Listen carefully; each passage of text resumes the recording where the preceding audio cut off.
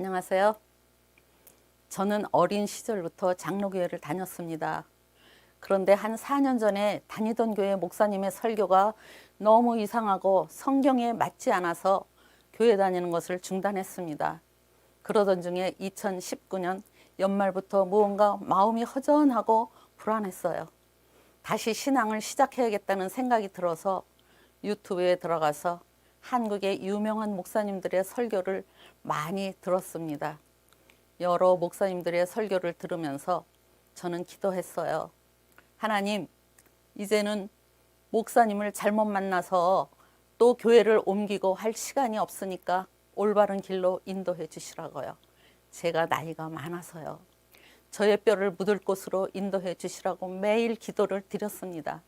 그러던 중 목사님들의 설교가 정리되면서 김대성 목사님의 성경적이고 확신에 찬 말씀을 집중적으로 듣기 시작했습니다.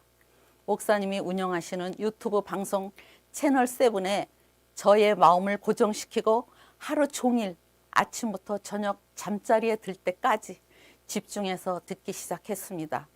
그동안 궁금했던 성경의 진리들을 이해하고 나니까 더 이상 주저하거나 망설일 필요가 없었습니다.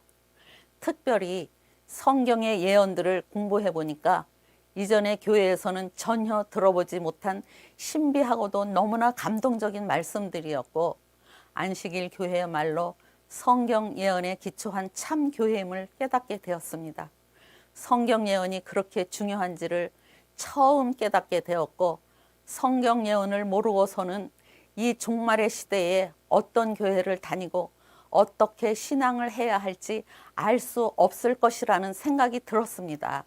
하나님께서는 시대마다 예언을 통해서 모든 것을 알려주시고 인도하신다는 사실을 알고 나서 기독교인들이 성경 예언의 기초에서 앞으로 일어날 일들을 미리 알고 대비하여 준비하며 사는 것이 올바르고 건전한 신앙생활을 위해서 얼마나 중요하고 유익한 것인지도 깨닫게 되었습니다. 그래서 저는 안식일 교인이 되는 것이 당연하다고 생각되어 2020년 6월에 목사님을 만나서 상담을 하고 바로 그 다음 안식일부터 진리횃불교회 출석을 했습니다. 그리고 지난 9월 5일에 침례를 받고 재림교회 입교를 하였습니다. 재림교인이 되었습니다. 요즘은 너무나 즐겁고 행복한 마음으로 신앙생활을 하고 있습니다. 그리고 최선을 다해서 진리의 말씀을 나누고 있습니다. 안식일이 그렇게 기다려지고 교회에 가면 참 행복합니다. 저를 진리교회로, 남은 교회로 인도해 주신 하나님께 무한 감사를 드립니다. 감사합니다, 여러분.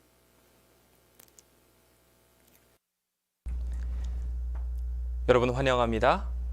오늘도 진리교회에 여러분들은 이렇게 발딛게 되었습니다. 하나님께서 여러분들에게 오늘도 귀한 말씀들을 주실 텐데요. 저희가 지난 코로나 시대에 대한 이야기들을 하나하나 나누며 예언이라는 키워드, 징조라는 키워드, 더 나아가 이 모든 것을 해결하실 예수 그리스도에 대한 이름들을 하나하나 배웠습니다. 오늘 그 모든 이야기들을 또 하나의 복음으로 받아들일 중요한 키워드를 하나 더 설명해 드릴 텐데요. 바로 재림이라는 키워드입니다. 주님께서는 우리 모든 백성들을 이 땅에 내버려 두시지 않으시고 다시 데리러 오시겠다고 약속하셨습니다. 하늘의 아름다운 처소를 두고 거기에서 하나님과 함께 살게 될 것이며 다시 이 땅이 새롭게 되어 주님과 함께 행복하게 살게 될 것을 또한 축복으로 약속하셨지요. 그 아름다운 시발점이 될 것이 바로 재림이라는 것입니다. 주님께서 다시 오셔서 죄악 세상으로부터 우리를 구원해 주실 것이라는 것이죠. 세상은 가장 무서운 바이러스인 죄라는 것에 중독되어 지금 이렇게 멸망을 향하여 달려가고 있습니다. 이 멸망을 향하여 주님께서는 최고의 해결책을 준비하셨는데 그것이 바로 재림입니다. 오늘 그 가장 확실한 축복이 될 예수님의 재림을 함께 살펴보는 귀한 시간 되길 소망합니다. 함께 오늘의 주제곡 찬양하면서 함께 주님께 영광 돌려볼까요? 찬미가 300장 함께 찬양하도록 하겠습니다.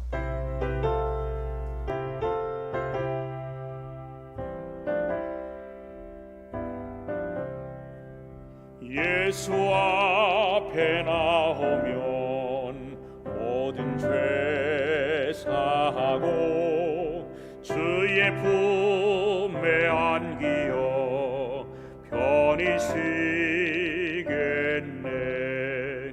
우리 주만 믿으면 구원함을 받으며 영생 복락 멸류관 우리가 받겠네.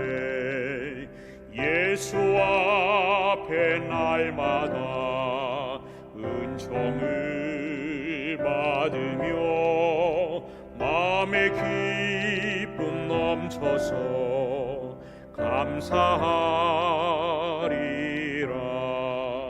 우리 주만 믿으면 구원함을 받으며 영생 복락 멸류관 우리가 받겠네. 예수 앞에 설 때에 흰 옷을 입으며 밝고 빛난 집에서 같이 살리라. 우리 주만 믿으면 구원함을 받으며 영생 복락 멸류관 우리가 받겠네.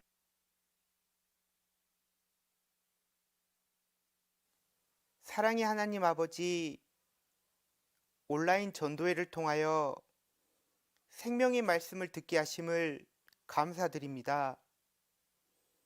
온 마음을 다하여 주님을 찬양하게 하시고 진리의 말씀으로 저희의 영혼을 맑게 하여 주시옵소서. 예배를 통하여 주님의 자녀된 권세를 누리게 하시고 주님의 선하심과 인자하심을 경험하는 저희 성도들 큰 울림과 깨달음 얻을 수 있도록 귀한 경험의 시간으로 인도하여 주시옵소서. 이 시간 가장 무서운 죄의 바이러스가 무엇인지 세우신 종을 통해 듣기 원합니다.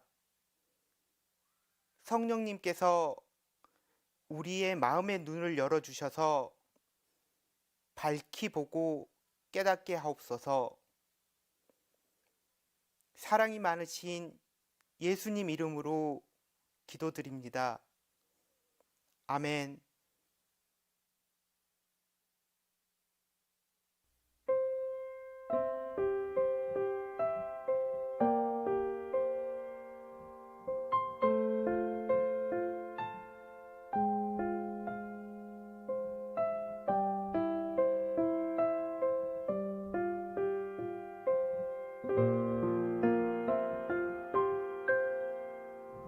주 예수보다 더 귀한 것은 없네. 이 세상 부귀와 바꿀 수 없네. 영죽을 내 대신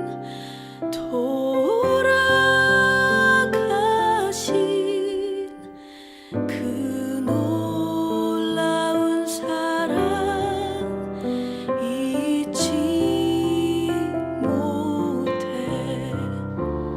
세상 즐거움 다 버리고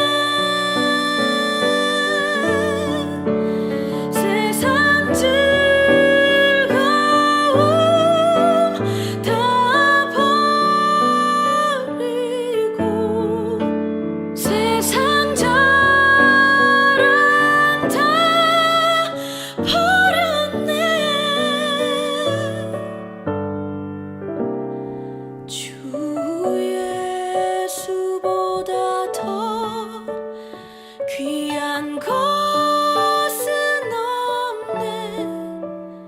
예수 밖에는, 예수 밖에는.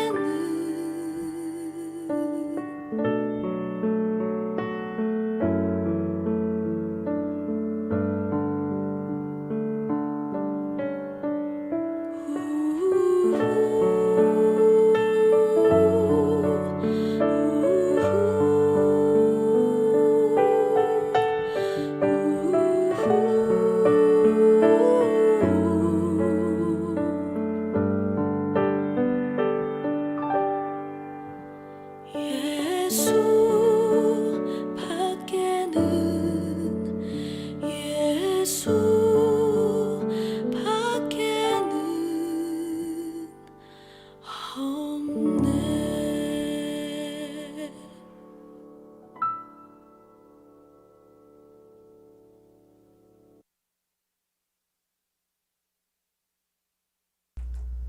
오늘도 주님께서 차주영 목사님을 통하여 귀한 말씀을 주실 것입니다.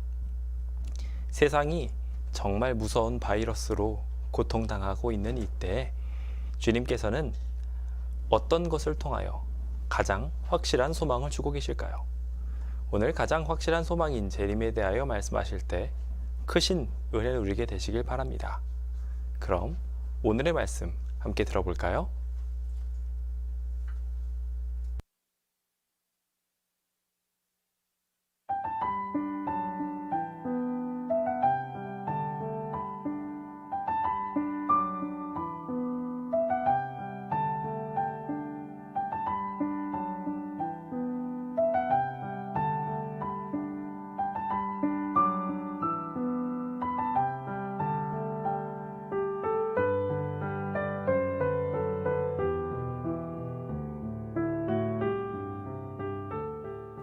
자, 여러분, 예수님께서 다시 이 땅에 오실까요? 예수님께서 다시 이 땅에 오신다는 이 믿음은 초대교회가 세워진 이후로 모든 성도들의 가장 간절한 염원이 되어 왔습니다. 스위스의 유명한 신학자 에밀 브루너는 폐에 산소가 필요한 것처럼 인간에게는 희망이 필요하다는 말로 이 재림의 중요성을 가르쳤습니다. 또 감리교회 창시자이자 수많은 찬송가를 작사한 이 찰스 웨슬리는 7,000편의 찬양곡을 기록하면서 그중 무려 5,000개가 그리스도의 재림을 주제로 하고 있습니다. 여러분 잘 아시는 영국 여왕 엘리자베스 2세는 그의 대관식에서 캔터베리 대주교가 왕관을 그녀의 머리 위에 씌워주면서 다음과 같이 선언하였었습니다. 오 여왕전하, 제가 이 왕관을 드리오니 마땅히 쓸 권리를 가지신 분이 돌아오실 때까지 전하께서 쓰시옵소서. 여기서 마땅히 쓸 권리를 가지신 분은 바로 다시 오실 예수님을 뜻하는 것이었습니다. 엘리자베스 2세는 아시다시피 영국 역사상 가장 장수한 군주이며 현재 나이 95세의 나이로 여전히 영국 여왕의 자리를 지키고 있습니다. 과연 이 캔터베리 대주교의 바람대로 이 영국 여왕이 예수님께서 다시 오시는 날 자신의 왕관을 예수님께 드릴 수 있겠습니까? 진리로 풍성하게 되시기를 소망합니다. 예언전도의 넷째 날에 오신 여러분들을 환영합니다. 예수님의 재림, 그것은 성경에 예언된 어떤 예언보다 확실하고 또 지금 이 시대를 살아가는 저와 여러분들에게 매우 실제적이고 유용한 예언 중 하나입니다. 예수님은 제자들에게 직접 그분이 다시 오실 것을 약속하여 주셨습니다. 요한복음 14장 3절입니다. 내가 다시 와서 너희를 내게로 영접하여 나 있는 곳에 너희도 있게 하리라. 또한 예수님이 제자들 앞에서 하늘로 승천하실 때도 한 천사가 그들에게 예수님의 재림에 대한 약속을 다시 한번 확인시켜 주었습니다. 사도행전 1장 11절입니다. 가로되 갈릴리 사람들아 어찌하여 서서 하늘을 쳐다보느냐 너희 가운데서 하늘로 올리우신 이 예수는 하늘로 가심을 본 그대로 오시리라 하였느니라. 그리고 이 성경의 마지막 책 요한계시록 마지막 장 마지막 절은 이 예수님의 다시 오심에 대한 약속과 그 약속을 믿는 성도들의 화답으로 이 성경이 맞춰지고 있습니다. 요한계시록 22장 20절 21절에 있는 말씀입니다. 이것들을 증언하신 이가 이르시되 내가 진실로 속히 오리라 하시거늘 아멘 주 예수여 오시옵소서. 주 예수의 은혜가 모든 자들에게 있을지어다. 아멘. 자, 따라서 예수님께서 다시 오신다는 이 성경의 믿음은 결코 변할 수 없는 분명한 성경의 진리임이 분명합니다. 그런데 이 예수님께서 다시 오시는 것이 왜 그토록 중요한 일이며 또 동시에 이 그리스도인들에게 영원한 소망이 되는 것일까요? 우리는 다시 마태복음 24장의 제자들과 예수님의 그 질문으로 돌아가서 그 대답에 대한 힌트를 찾아볼 수 있습니다. 마태복음 24장 3절입니다. 예수께서 감람산 위에 앉으셨을 때에 제자들이 조용히 와서 이르되 우리에게 이르소서 어느 때에 이런 일이 있겠사오며 또 주의 임하심과 세상 끝에는 무슨 징조가 있사오리까? 자, 그렇다면 이 예수님께서 다시 오시는 사건과 그리고 이 세상 끝이 어떠한 관계가 있는지를 우리가 성경의 또 다른 예언을 통하여서 한번 살펴보도록 하겠습니다. 자, 다니엘서 2장에서는 매우 신비스러우면서도 놀라운 한 예언이 기록되어 있습니다. 그 예언은 지금으로부터 약 2600년 전에 고대 왕국이었던 바벨론의 왕 느부갓네살이 꾼 꿈에 대한 내용을 다루고 있습니다. 바벨론의 왕 느부갓네살이 꾼 꿈은 바로 이것이었습니다. 다니엘서 2장 31절 33절입니다. 왕이여 왕이 한 큰 신상을 보셨나이다. 그 신상이 왕의 앞에 섰는데 크고 광채가 매우 찬란하며 그 모양이 심히 두려우니 그 우상의 머리는 순금이요 가슴과 두 팔은 은이요 배와 넓적다리는 노시요 그 종아리는 쇠요 그 발은 얼마는 쇠요 얼마는 진흙이었나이다. 자, 꿈은 누구나 꾸는 것입니다. 분명 느부갓네살 왕이 꾼 꿈은 일반적으로 다른 사람들이 꾸는 꿈과 좀 다를 수도 있습니다. 그래도 꿈은 꿈입니다. 그런데 이 느부갓네살의 꿈을 해석하는 다니엘의 생각은 조금 달랐던 것 같습니다. 그는 느부갓네살 왕이 꾼 꿈의 정체가 무엇인지 다음과 같이 해석하여 주었습니다. 다니엘서 2장 28절입니다. 오직 은밀한 것을 나타내시리는 하늘에 계신 하나님이시라. 그가 느부갓네살 왕에게 후일에 될 일을 알게 하셨나이다. 왕의 꿈, 곧 왕이 침상에서 머릿속으로 받은 환상은 이러하나이다. 다니엘은 왕에게 느부갓네살이 꾼 이 복잡하게 생긴 신상은 단순한 꿈이 아니라 후일에 될 일, 즉 미래에 대한 예언이며 이 예언을 하나님께서 느부갓네살에게 꿈을 통하여 주셨다라고 선언하고 있는 것입니다. 즉 느부갓네살의 꿈은 하나님께서 주신 미래에 대한 예언이었던 것입니다. 여러분, 이 신상이 도대체 어떤 의미가 있길래 후일에 될 일을 알려준다는 것일까요? 다행히 하나님의 선지자 다니엘은 이 꿈이 예언하는 바가, 상징하는 바가 무엇인지를 왕에게 직접 가르쳐 주었습니다. 다니엘서 2장 36절 38절입니다. 그 꿈이 이러한즉 내가 이제 그 해석을 왕 앞에 아뢰리이다. 왕이여, 왕은 여러 왕들 중에 왕이시라. 하늘의 하나님이 나라와 권세와 능력과 영광을 왕에게 주셨고 사람들과 들짐승과 공중의 새들 어느 곳에 있는 것을 막론하고 그것들을 왕의 손에 넘기사 다 다스리게 하셨으니 왕은 곧 그 금머리니이다. 다니엘은 먼저 여러 금속으로 구분되어 있는 이 신상의 금으로 된 머리를 가리키면서 이 금머리가 바로 바벨론 왕이라고 해석하여 주었습니다. 그러므로 이 금머리는 바벨론 왕 혹은 이 왕이 다스리는 바벨론 국가로 우리가 이해할 수 있을 것입니다. 계속해서 다니엘은 해석을 이어갑니다. 다니엘서 2장 39절입니다. 왕을 뒤이어 왕보다 못한 다른 나라가 일어날 것이요 셋째로 또 녹 같은 나라가 일어나서 온 세계를 다스릴 것이며. 다니엘은 계속하여 이 꿈을 해석합니다. 그런데 왕 다음에 다른 나라가 일어나 세계를 다스릴 것이라고 하는 놀라운 예언을 하게 됩니다. 당시 바벨론은 고대 국가 중에서 가장 강력한 패권 국가였습니다. 그런데 감히 다니엘이 그 강력한 힘을 가지고 있는 바벨론의 왕 앞에서 바벨론이 곧 망하게 되고 바벨론보다 오히려 못한 나라가 온 세상을 다스리게 될 것이라고 이야기한 것입니다. 자, 그 나라는 머리 다음에 일어나는 은나라였습니다. 게다가 여기서 그치는 것이 아니라 이 바벨론을 멸망시킨 은나라도 결국 셋째 나라 논나라에 의해서 망하게 되고 셋째 나라가 결국 온 세상을 다스리게 된다라고 다니엘은 해석하였습니다.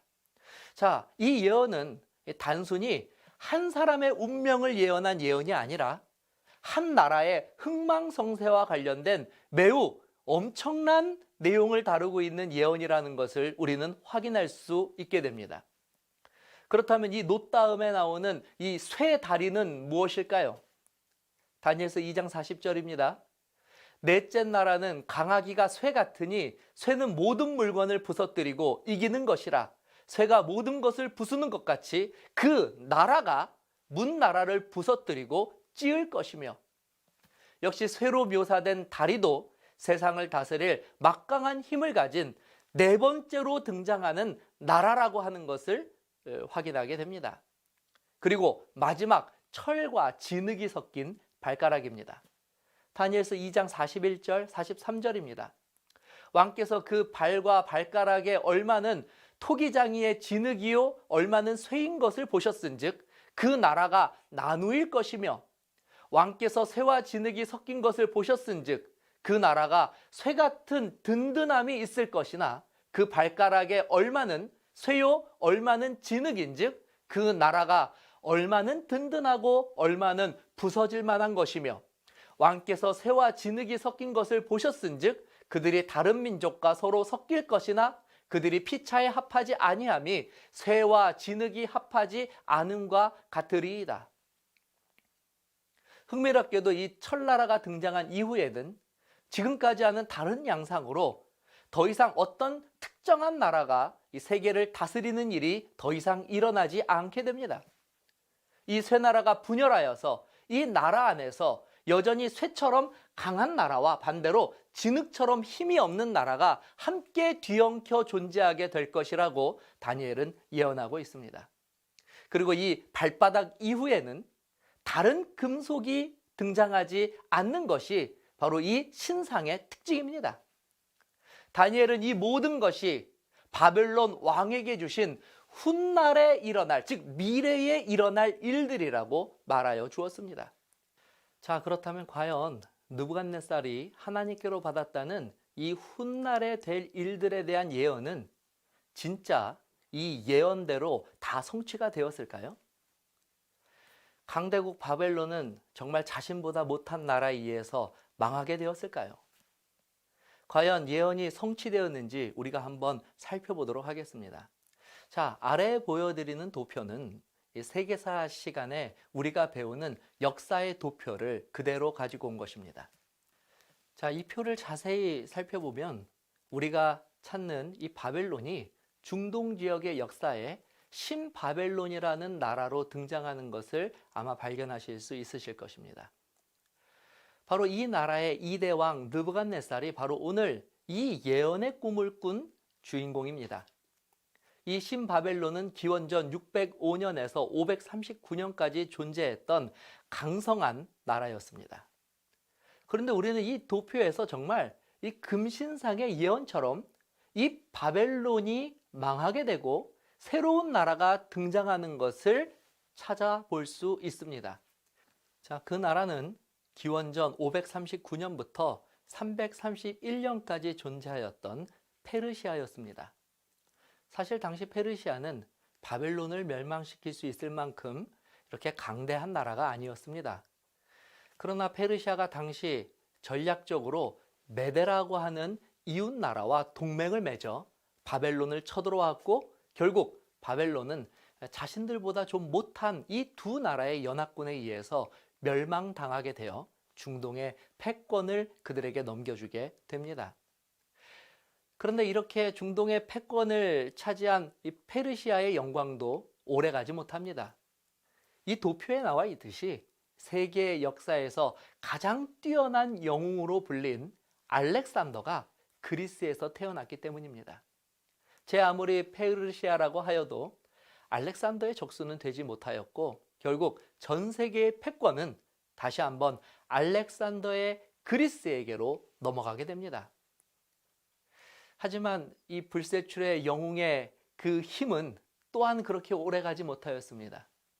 사실 너무나 허무하게 이 알렉산더는 이 30살의 나이로 죽음을 맞이하여 알렉산더의 대제국 그리스는 결국 로마에 의해 다시 한번 무너지게 되고, 이 로마가 바벨론부터 이어서 내려오는 이 세계의 패권을 결국에는 차지하게 됩니다.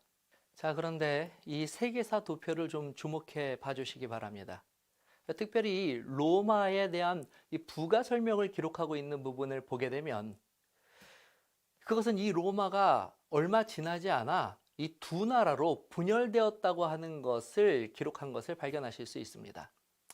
물론 로마는 이렇게 분열되고 나서도 이전의 나라들처럼 새로운 나라에 의해서 멸망당하여서 그 운명이 끝나지는 않습니다. 대략 로마는 기원전 168년에서 기원 후 476년까지 존재한 나라라고 여겨지고 있습니다. 또 재미있는 현상이 여기서 하나가 더 벌어지는데요. 분명 오늘날 고대 로마 국가는 더 이상 존재하지 않습니다. 그런데 이 로마는 사라졌는데, 이전처럼 로마를 멸망시키고 또 새롭게 이 세계를 제패한 제패국은 이 이후로는 더 이상 나오지 않는다고 하는 것입니다. 이 도표에서 보시는 것처럼 로마 이후의 세계의 정세는 대제국 로마에서 크고 작은 나라들이 우후죽순처럼 일어나 각자 새로운 나라들을 건국하는 모습으로 계속해서 남게 되는 것을 발견하실 수 있습니다. 로마 시대 이후 끊임없이 분열을 거듭한 결과 결국 지금 우리가 살고 있는 2021년에 이르게 되었고, 여전히 과거 바벨론이, 그리고 페르시아가, 그리스가, 로마가 그 큰 대제국을 이루었던 그 땅은 지금 우리가 보는 것과 같은 복잡하고 다양한 나라들로 꼴지워진 그와 같은 모습으로 남아있는 것을 우리가 확인할 수 있었습니다. 자, 그렇다면 느부갓네살에게 주어진 이 예언은 성취가 된 것이 맞습니까? 분명 의심의 여지가 없이 바벨론 이후 등장하는 세 번의 대제국과 그리고 그 제국이 분열하여 다시 합쳐지지 못할 것이라는 이 예언은 사실 우리가 굳이 성경에 기록된 내용들을 우리가 짜맞추지 않아도 우리가 공부하였던 이 세계사 책만으로도 소름 끼치도록 놀랍게 이 모든 예언이 성취된 것을 쉽게 발견할 수 있게 됩니다. 그리고 더 놀라운 것은 2600년 전에 느부갓네살에게 주신 이 예언이 심지어 지금 우리가 살고 있는 이 시대까지도 정확하게 예언하고 있다는 것입니다. 예언에 따르면 우리는 바로 이 철과 진흙이 섞여 있는 신상의 가장 마지막 발 부분에 살고 있는 것입니다. 자, 그렇다면 이제부터가 더욱 흥미로운 부분입니다. 왜냐하면 이 예언이 아직 끝나지 않았기 때문입니다. 느부갓네살은 이 신상의 모습을 다 본 후에도 계속하여 꿈을 꾸었습니다. 다니엘서 2장 34절 35절입니다. 또 왕이 보신즉 사람의 손으로 하지 아니하고 뜨인 돌이 신상의 철과 진흙에 발을 쳐서 부셔뜨리매 때에 철과 진흙과 녹과 은과 금이 다 부셔져 여름 타작마당에 겨같이 되어 바람에 불려간 곳이 없었고 우상을 친 돌은 태산을 이루어 온 세계에 가득하였나이다. 왕이 본 꿈은 실제로 이렇게 끝났습니다. 금과 은과 녹과 철, 그리고 철과 진흙으로 만들어진 이 신상이 사람의 손이 아닌 뜨인 돌에 의해서 부서지게, 다시 말하면 멸망하게 되었다는 것입니다. 그리고 그 부서진 자리에서는 신상을 구성했던 그 모든 금, 은, 노철, 진흙은 사라지고 그 자리에 큰 산이 생겨 온 세계에 가득하게 된 것입니다. 과연 이 마지막 꿈이 예언하는 바가 무엇이겠습니까? 다니엘서 2장 44절입니다. 이 여러 왕들의 시대에 하늘의 하나님이 한 나라를 세우시리니 이것은 영원히 망하지 아니할 것이요 그 국권이 다른 백성에게로 돌아가지도 아니할 것이요 도리어 이 모든 나라를 쳐서 멸망시키고 영원히 설 것이라. 다니엘은 예언합니다. 이 신상은 무너지게 되는데 그 이유는 하나님께서 한 나라를 세우시기 위함입니다. 그리고 지금까지 많은 나라들이 등장하고 망하고 분열되는 일들을 겪었지만 하나님께서 세우시는 이 나라는 이후로부터는 누구도 이 나라를 망하게 할 수 없고 이 나라가 영원히 존재하게 될 것임을 선포하였습니다. 그러므로 이 예언에 따르면 우리가 살고 있는 이 발해 시대 이후로는 더 이상 인간의 역사는 기록되지 않는다는 것입니다. 다만 하나님께서 이 세상 역사를 마치시고 이 땅에 하나님의 나라를 세우시는 것으로 인류의 역사는 새로운 세상과 역사를 영원히 시작하게 될 것입니다. 그러므로 이 예언은 제자들이 질문한 세상 끝에 관한 매우 구체적인 추가 설명이라고 말할 수 있습니다. 그리고 이 예언에서 우리가 확인할 수 있는 것은 이 지구의 끝은 이 세상 사람들이 말하는 이 종말로서 완전히 끝나는 것이 아니라 새로운 시작과 맞물려 있다는 것을 발견할 수 있습니다. 그렇다면 그 새로운 시작은 어떻게 무엇으로 시작합니까? 그것은 사람이 할 수 있는 것이 아닌 것은 분명합니다. 지난 시간 말씀드린 대로 사실 우리가 살고 있는 이 시대는 굳이 하나님의 예언이 아니더라도 스스로 자멸할 위기에 처해져 있는 것을 누구나 다 예상할 수 있습니다. 물론 다가오는 종말을 피하기 위하여 여러 가지 대안들을 내놓고는 있습니다. 선진국들이 앞다퉈 탄소 배출을 줄이겠다고 선언하기도 하고 핵무기를 감축하자는 논의를 시작하기도 하였습니다. 그리고 최근에 이 미국의 테슬라 자동차로 유명한 일론 머스크는 지구가 멸망할 것을 대비하기 위해 화성으로 사람들을 이주하는 화성 식민지 계획을 실제로 추진하고 있기도 합니다. 그러나 예언은 철과 진흙이 섞인 이 세상 이후의 세상은 사람의 손으로 이룩할 수 없는 세상이 될 것임을 분명하게 밝히고 있습니다. 바벨론 이후 2600년의 세상의 역사가 하나님께서 예언하신 대로 한치의 오차도 없이 성취된 것처럼 이제 단 하나 남은 이 예언의 성취도 분명하게 말씀하신 대로 이루어지게 될 것은 당연한 것입니다. 그 나라는 뜨인 돌에 의해서 끝나고 또 뜨인 돌에 의해서 시작하는 세상입니다. 자, 그렇다면 뜨인 돌이 과연 무엇일까요? 그렇습니다. 이 뜨인 돌이 바로 제자들이 예수님께 질문한 이 세상의 끝과 주님의 임하심을 동일하게 물어본 이유였던 것입니다. 즉, 뜨인 돌이 내려오는 바로 이 사건은 예수님께서 이 땅에 다시 오시는 그 사건을, 그 예언을 의미한 것입니다. 자, 그렇다면 여러분들에게 있어서 예수님의 재림은 어떤 의미로 다가오십니까? 예수님이 오시면 이 세상이 끝이 난다고 생각하면 사실 예수님의 재림은 거부하고 싶은 사건입니다. 그러나 예수님의 재림이 이 세상을 끝내시려는 것이 목적이 아니라 끝나는 세상 가운데에서 우리를 구원하시기 위해서 새로운 세상을 여시기 위해서 오시는 거라면 여러분들은 예수님의 재림을 어떻게 받아들이시겠습니까? 우리는 직접 예수님으로 하여금 예수님께서 무엇 때문에 다시 오시는지 그 이유를 들을 수 있습니다. 요한복음 14장 1절 3절입니다. 너희는 마음에 근심하지 말라. 하나님을 믿으니 또 나를 믿으라. 내 아버지 집에 거할 곳이 많도다.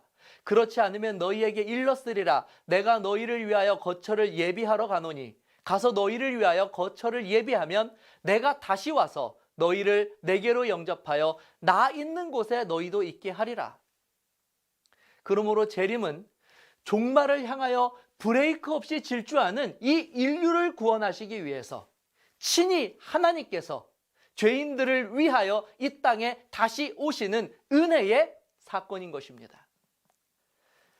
자, 따라서 이 재림의 소망은 그리스도인들이 가질 수 있는 가장 실제적이고 가장 소중한 믿음이 되는 것입니다. 우리는 이 소망을 우리들의 이름에 새겨놓고 있습니다. 제7일 안식일 예수 재림교회. 우리는 예수 그리스도의 재림을 믿습니다. 그분의 약속을 신뢰합니다. 지난 시간 우리는 예수님이 구약에 예언된 하나님의 아들이라는 사실을 확인하면서 예수님이 우리의 구원자이심을 확신하고 확인하는 시간을 가졌습니다. 말씀드린 것처럼 구약에는 약 400회가 넘는 그리스도의 초림에 대한 예언이 존재하고 있습니다. 예수님께서는 이 모든 예언을 다 이루시고 이 땅에 오신 분이십니다. 그런데 이 주님의 재림에 대한 예언은 놀랍게도 신구약을 통틀어 무려 1500회가 넘게 예언되어 있다는 사실을 알고 계십니까? 400회 예언된 초림이 성취되었다면 1500회가 기록된 예수 그리스도의 재림은 반드시 이루어지게 될 것이 분명합니다. 물론 어떤 분들은 그럼에도 불구하고 의심할 수 있습니다. 재림하겠다고 약속하신 그 예수님이 너무나 늦게 오시는 것이 아니냐고 불평할 수도 있습니다. 예수님이 승천하신 지 2000년이나 지났는데 아직도 오시지 않으면 이것은 안 오시는 것이 아니냐고 우리들을 조롱하기도 합니다. 그러나 이 일에 대해서 이미 예수님께서 그 2000년 전에 벌써 우리들에게 말씀을 통하여 답변을 해주셨습니다. 베드로후서 3장 8절 9절입니다. 사랑하는 자들아, 죽게는 하루가 1000년 같고 1000년이 하루 같다는 이 한 가지를 잊지 말라. 주의 약속은 어떤 이들이 더디다고 생각하는 것 같이 더딘 것이 아니라 오직 주께서는 너희를 대하여 오래 참으사 아무도 멸망하지 아니하고 다 회개에 이르기를 원하시느니라. 여기서 우리는 또 한번 재림의 목적이 무엇인지를, 하나님께서 어떠한 기대를 가지고 재림을 기다리고 고대하고 계시는지 우리가 그 본심을 들여다볼 수 있게 됩니다.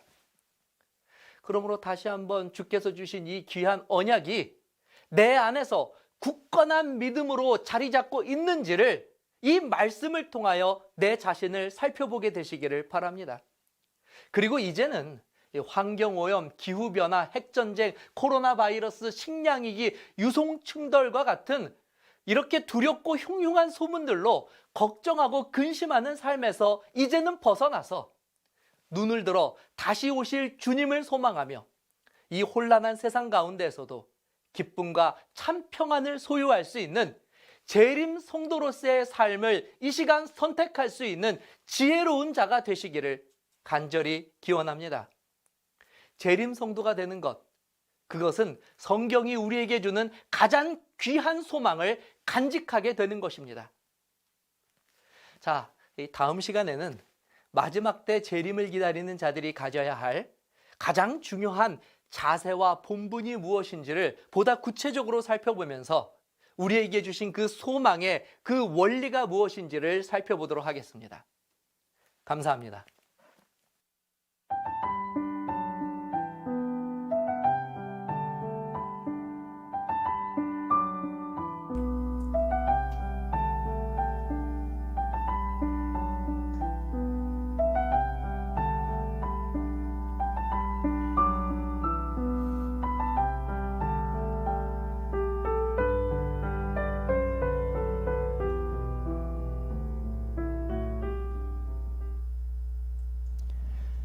가장 무서운 바이러스는 코로나가 아닙니다.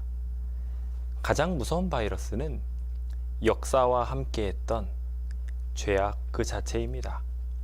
죄가 모든 제국들의 흥망성쇠를 여기까지 이끌어왔으며 그 모든 제도들이 하나하나 많은 사람들의 고통과 괴로움으로 이어지게 되었습니다. 더 나은 나라가 만들어지기를 매번 바랐지만 그것은 더 많은 유혈 사태를 초래했을 뿐입니다.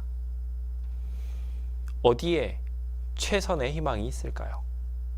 오늘 말씀에서 분명하게 밝혀지듯 사람이 아닌 하나님에 의해 떼어진 이 돌이, 그 돌나라가, 하나님의 나라가 우리를 행복하게 만들 수 있을 것입니다. 완전한 해답이 되어지는 하나님의 나라가 재림을 통하여 여러분들에게 가까이 오고 있습니다.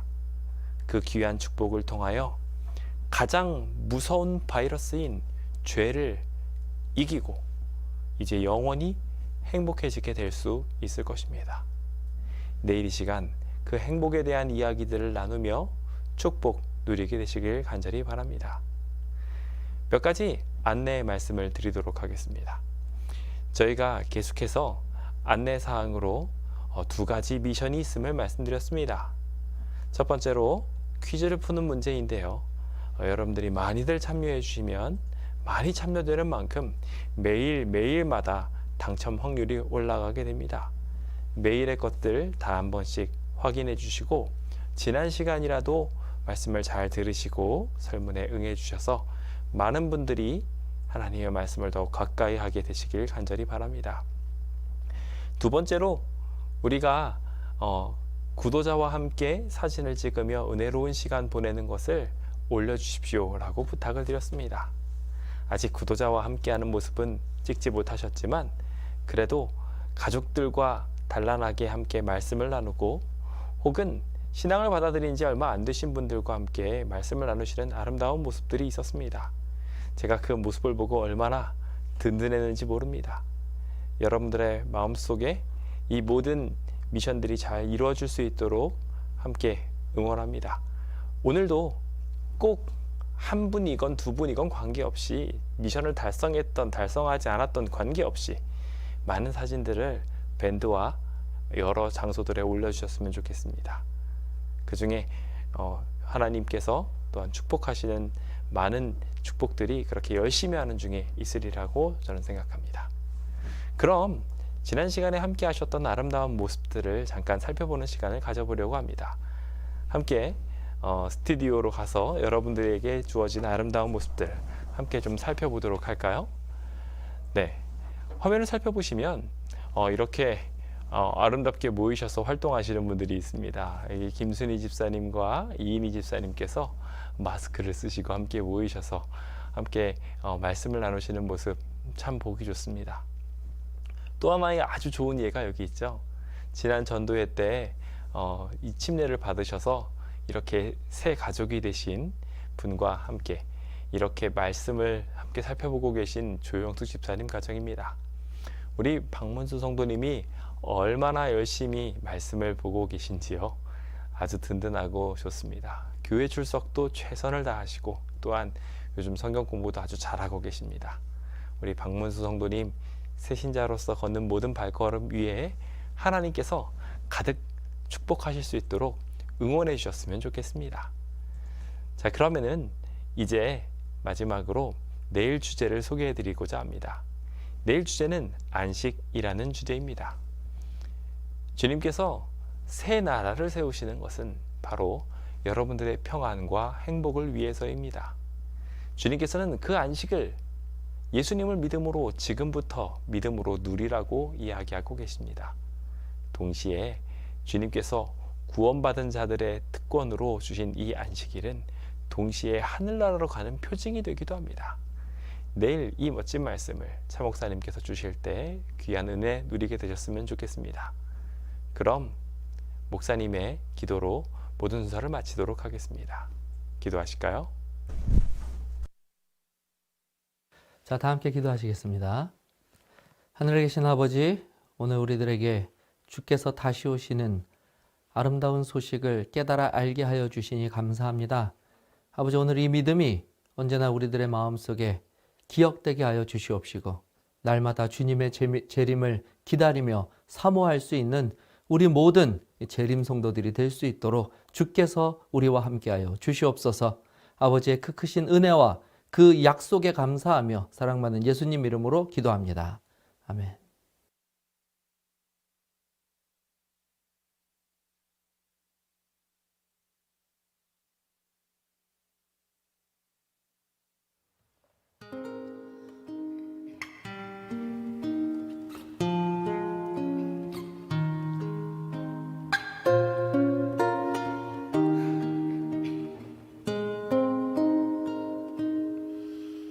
천 번을 불러봐도 내 눈에 눈물이 멈추지 않는 것은 십자가의 그 사랑. 나를 살리려 지신 그 십자가, 모든 물과 피 나의 더러운 죄 씻으셨네. 나를 향한 그 사랑, 생명을 내어주사 영원한 생명을 내게 주심을 감사해. 천 번을 불러도 내 눈에는 눈물이 멈추지 않는 것은 십자가의 그 사랑. 나를 살리려 하늘 보좌 버리신 나를 사랑하신 분, 그분이 예수요.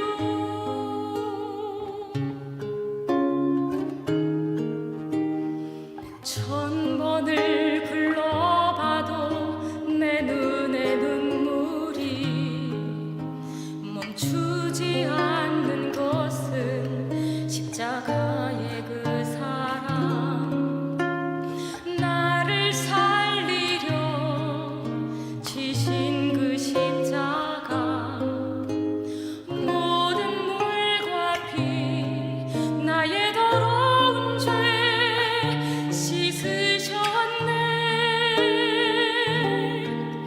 나를 향한 그 사랑, 생명을 내어주사 영원한 생명을 내게 주심을 감사해.